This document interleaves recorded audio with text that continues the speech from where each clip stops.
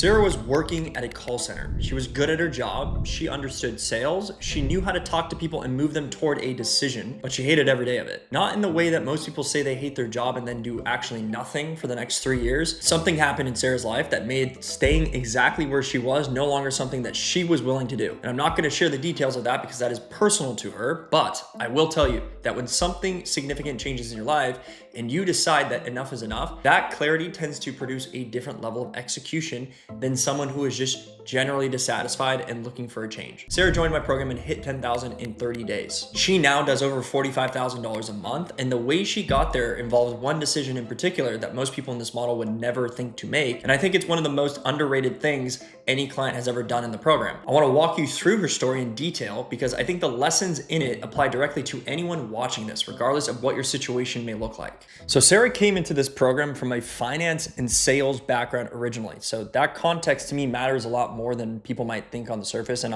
I'll come back to it when we talk about what specifically drove her results on the client acquisition side.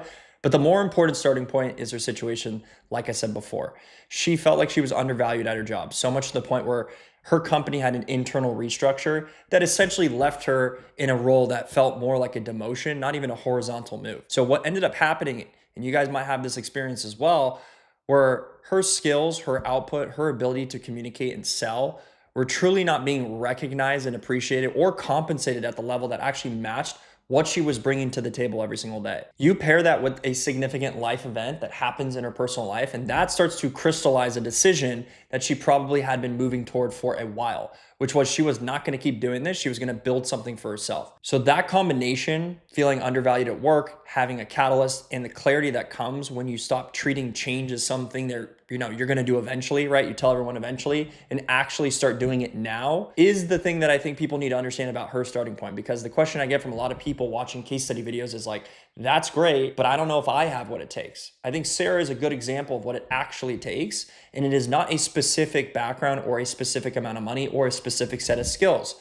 To me, it's just that she had a level of clarity and commitment to actually following through on it. Now, Sarah came in with a sales background. Years of working in a call center environment meant she had developed something that most people are going to start this business off having to spend months to develop from scratch, which is the ability to actually have a conversation with a total stranger about a service and move them toward a decision without them feeling like pressure or it's a pitch. So in this business, that skill to me shows up everywhere, but obviously in the client acquisition phase, it is the integral part of the conversion process. So when a client reaches out, whether that's through an ad, whether that's through a referral, whether that's through a community post, the next interaction is a sales conversation. Now, how that conversation goes typically determines whether you get a one-time client, a recurring client, or someone who just says no. Most people new to this business are uncomfortable in that moment, right? It's the first time. You feel like you have some imposter syndrome going on and you're either gonna rush things, right? So you're gonna get to the price too fast because you're unsure, you're nervous, you haven't even built any trust yet,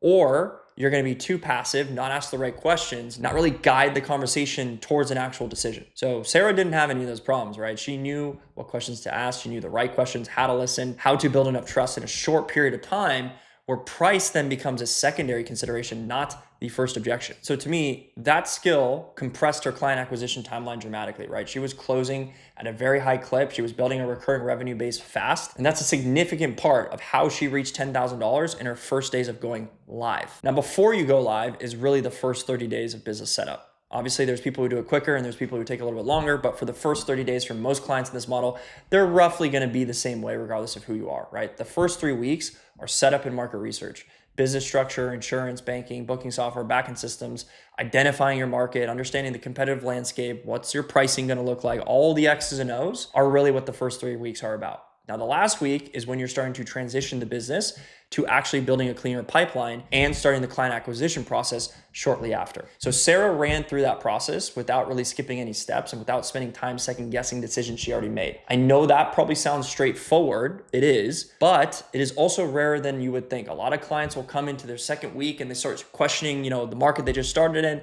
or they feel like they have to get going on the marketing before they properly set up the business, or they just wait to start building the cleaner pipeline until they have a client lined up, and then they end up scrambling, trying to find somebody that, they have nobody to send to when the client calls in. So Sarah did none of that. To me, she executed each phase in sequence. She trusted the process. She used her same sales skills she developed over years in the call center to close her early clients faster than most people at this stage. And again, by the end of the first month, she was able to hit that $10,000 mark. Now, the part I want to spend some time on is a specific decision Sarah made that I think is one of the most instructive things that a client's done in this program, because it's not technically something that I teach. It's not in my playbook, but it does reflect the level of ownership and seriousness about the business that produces a real competitive advantage in her local market. So when Sarah transitioned into running the business full time, she actually started going on site to meet her new clients for the first visit. Now, in a remote cleaning business, you're not expected to do that. You don't have to do that, right? The whole model is you can do it right where you're sitting. You source the cleaners, you're handling operations remotely. All the physical interaction is really just between your client and your cleaners, right? Most owners never end up meeting clients face to face,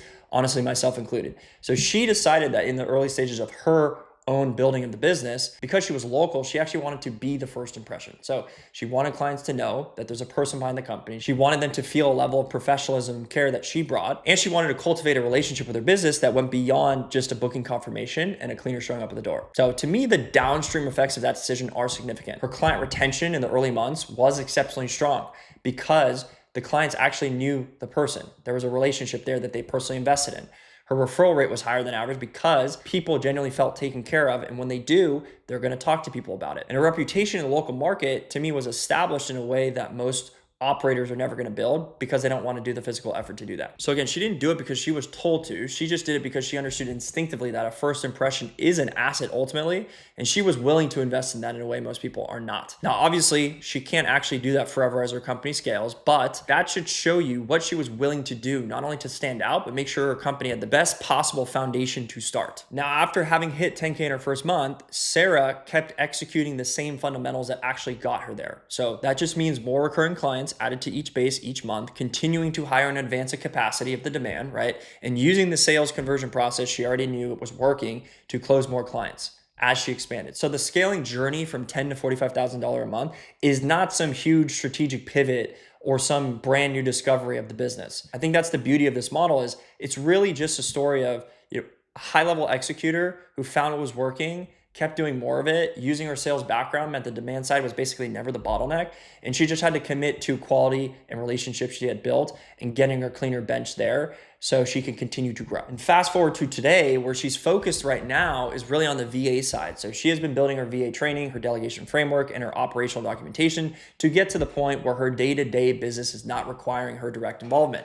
Once she solves that problem, to me, she's close. The ceiling on her business gets significantly higher because the constraint will no longer be her time, and her time in the business is going to start to dramatically reduce. And I think that'll be a huge transition point for her in terms of her leverage in her own business. So again, everybody has a new set of problems that they're in, depending on where you're at in the journey. It's not always going to be the same for everybody, but that's how she got here and even what she's working on right now. Now, I want to close with what I think is probably the most transferable thing from her experience, because I think there's a version of this story that people hear and they're going to think, okay, well, she must have had something that I don't have. She did not. She had a job she hated. There was a moment in her life that she decided made this a non-negotiable for her, and a skill set of sales that she developed in an environment that most people will not describe as ideal preparation for entrepreneurship, right? Call center environments are not generally where people go to develop a mindset of becoming a business owner. Sarah, to me, is evidence that the environment you come from does not determine what you're actually capable of doing. To me, the thing that made the actual difference was execution and discipline. She did not overthink the process. She did not spend weeks and weeks and weeks to prepare for getting started. She didn't wait until the conditions felt perfect. Again, she started, she followed the system, she used every advantage she had, her sales background, her willingness to show up in person, her commitment to a strong first impression. And that's what compounded. Every time we went through things and she had things to execute, it was getting executed that day. It wasn't next week, it wasn't next month. So to me, that is available to anyone watching this, not Sarah's specific background or her situation. Her willingness to be disciplined and execute at a high level is something that everyone has if you can commit to it, not when things are easy, but when things are hard. And obviously on my testimonial channel, if you want to find it, you can actually get into our one-on-one video where we go through her 0 to 10K journey in her first 30 days.